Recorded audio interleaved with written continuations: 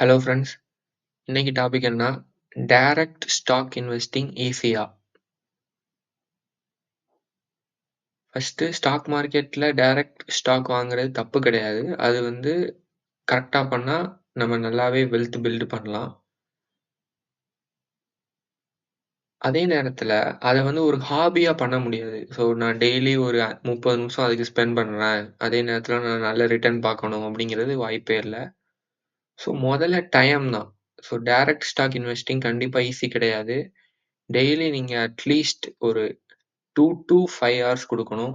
நீங்க அதுல நல்லா எக்ஸெல் ஆகணும்னு நெனச்சீங்கன்னா, நீங்க 5 ஹவர்ஸ் குடுக்கணும்.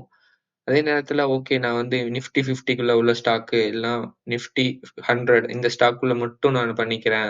அதுல ஆப்பர்ச்சுனிட்டி வருது. அப்படின்னா நான் மட்டும் பண்ணிக்கிறேன் அப்படின்னா, உங்களுக்கு ஒரு 2 மணி நேரம் போதும்.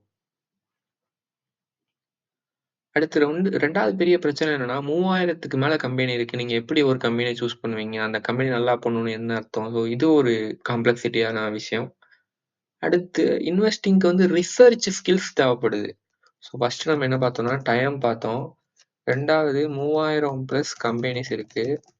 3வது என்னன்னா, ரிசர்ச் ஸ்கில்ஸ் தேவை. ரிசர்ச் ஸ்கில்ஸ்னா, அதுல குவான்டிடேட்டிவ் அண்ட் குவாலிட்டேட்டிவ் இருக்கு. ஸோ, அதுல குவான்டிடேட்டிவ்ல ஃபினான்சியல் ஸ்டேட்மெண்ட் அனாலிசிஸ் பண்ண தெரியாட்டி, நம்மளால ஒரு சின்ன கம்பெனிய யங் ஏஜ்ல புடிக்க முடியாது. ஒரு நல்ல கம்பெனிய சின்னதா இருக்கிறப்போ புடிக்க முடியாட்டி, நம்ம இன்வெஸ்டிங் பண்ணி என்ன பிரயோஜனம்? ஃபினான்சியல் ஸ்டேட்மெண்ட் அனாலிசிஸ் தேவைப்படுது.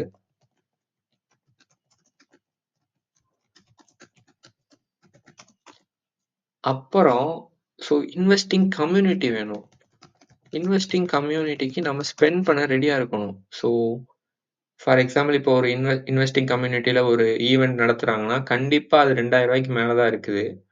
அதே நேரத்தில அதுக்கான டைமும் நம்ம குடுக்க ரெடியா இருக்கணும்.